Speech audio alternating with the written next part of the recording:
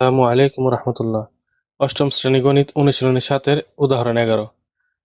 উদাহরণ 11 হচ্ছে এ equal to X such that x বিজোড় স্বাভাবিক সংখ্যা এবং 1 এক্স ইজ লেস দেন 7 এবং B equal to X such that X 8-এর গুণনীয়ক সমূহ হলে দেখাও যে এ ও বি সেট দ্বয় পরস্পর নিশ্চিত সেট।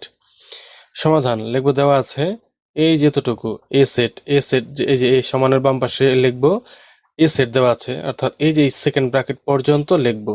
এটা হচ্ছে এ সেটের সেট গঠন পদ্ধতিতে দেওয়া আছে, শর্ত দিয়ে দেওয়া আছে। সেট গঠন পদ্ধতি মানে শর্ত দেওয়া থাকে, দেওয়া আছে। এখানে বলেছে এক্স হ্যাজ দ্যাট এক্স বিজোড় স্বাভাবিক সংখ্যা। এই ব্যাপারটা একটু বুঝে আসি। স্বাভাবিক সংখ্যা কোথা থেকে শুরু হয়? 1 থেকে শুরু হয়। স্বাভাবিক সংখ্যা শুরু হয় 1 থেকে। 1 2 3 4 5 6 7 8 9 ডট ডট ডট ডট মানে 10 11 12 13 অসংখ্য সংখ্যা আছে। তবে স্বাভাবিক সংখ্যার মধ্যে কোনো দশমিক সংখ্যা নেই, কোনো ভগ্নাংশ সংখ্যা নেই, কোনো ঋণাত্মক সংখ্যা নেই। স্বাভাবিক সংখ্যার মধ্যে ওগুলো নেই। এখন এই স্বাভাবিক সংখ্যার মধ্যে আবার আরেকটু আলাদা করা যায়, বেজোড়ের স্বাভাবিক সংখ্যা। অর্থাৎ এই স্বাভাবিক সংখ্যাগুলো থেকে 1 3 5 7 9 11 13 এইভাবে নিলে অসংখ্য পর্যন্ত স্বাভাবিক বেজোড় সংখ্যা রয়েছে, মানে বেজোড় স্বাভাবিক সংখ্যা রয়েছে 1 3 5 7 9, শুধু বেজোড়গুলো। আবার জোড় স্বাভাবিক সংখ্যা 2 4 6 8 10 12 14 16 এভাবে। এই স্বাভাবিক সংখ্যা থেকে কি কি নেওয়া যায়? স্বাভাবিক বেজোড় সংখ্যা মানে বেজোড় স্বাভাবিক সংখ্যা এবং জোড় স্বাভাবিক সংখ্যা নেওয়া যায়। তাহলে স্বাভাবিক সংখ্যা কোনগুলো? 1 থেকে শুরু, 1 2 3 4 5 6 এখান থেকে শুরু, 1 থেকে শুরু, এটা হচ্ছে স্বাভাবিক সংখ্যা। আশা করি বুঝতে পেরেছেন। স্বাভাবিক সংখ্যা এগুলো, বেজোড় স্বাভাবিক সংখ্যা এগুলো, জোড় স্বাভাবিক সংখ্যা এগুলো।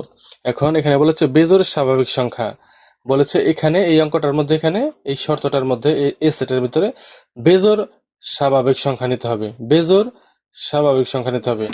সব স্বাভাবিক সংখ্যা নেওয়া যাবে না, জোড় স্বাভাবিক সংখ্যা নেওয়া যাবে না, বেজোড় স্বাভাবিক সংখ্যা নিতে হবে। কত পর্যন্ত নেব? বেজোড় স্বাভাবিক সংখ্যা তো অনেক রয়েছে। এখানে বলে দিয়েছে 1 থেকে বড়, 7 থেকে ছোট, অর্থাৎ এই যে এক্সটা মাঝখানে, তো এক্স হচ্ছে বেজোড় স্বাভাবিক সংখ্যা। এখানে বলে দিয়েছে এই এক্স হচ্ছে বেজোড় স্বাভাবিক সংখ্যা। এখন কয়টা বেজোড় স্বাভাবিক সংখ্যা নেব? 1 থেকে বড়, এই চিহ্নটা হচ্ছে চোখা মাথার দিকে ছোটটা বসে, খালি দিকে বড়টা বসে, মানে এক্স 1 থেকে বড়। আবার এই 7 থেকে এক্স ছোট, চোখা মাথার দিকে এক্স বসছে, তাহলে 1 থেকে এক্স বড়, আবার 7 থেকে এক্স মানে 7 থেকে এক্স ছোট। তাহলে আমরা কি করব? এক্স হচ্ছে বেজোড় স্বাভাবিক সংখ্যা, মানে কয়টা বেজোড় স্বাভাবিক সংখ্যা নেব?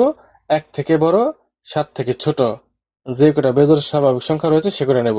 কত রয়েছে? 1 থেকে বড় রয়েছে 3 আর 5, 3 আর 5, 3 আর 5 নিতে হবে। এটা হচ্ছে বেজোড় স্বাভাবিক সংখ্যা।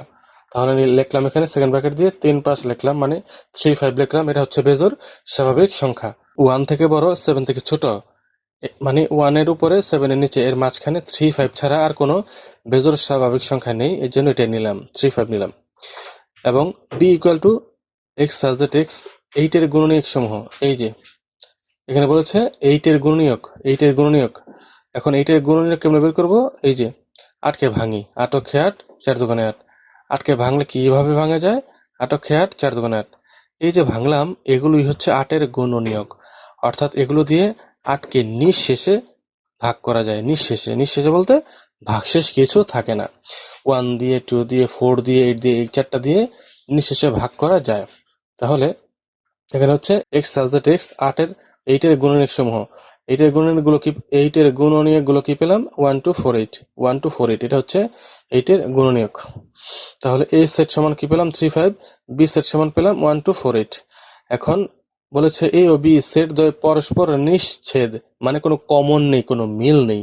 তাহলে লিখবো সুতরাং A intersection B, A intersection B লেখার পর এ এর মান বসাবো 3 5 এবং ইন্টারসেকশন থাকবে, আর হচ্ছে বি এর মান বসাবো 1 2 4 8। বসানোর পর এখন ইন্টারসেকশন মানে কমনটা নিতে হবে, কমন কোনো মিল আছে কিনা। এই সেটের মাঝখানে, উপাদানের মাঝখানে কোনো মিল আছে? নাই।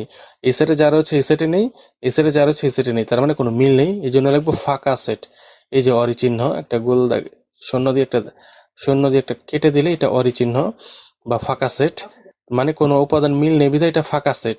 বলেছে দেখাও যে এ ও বি সেট দ্বয় পরস্পর নিশ্ছেদ সেট, মানে কোনো উপাদান মিল নেই, ফাঁকা সেট।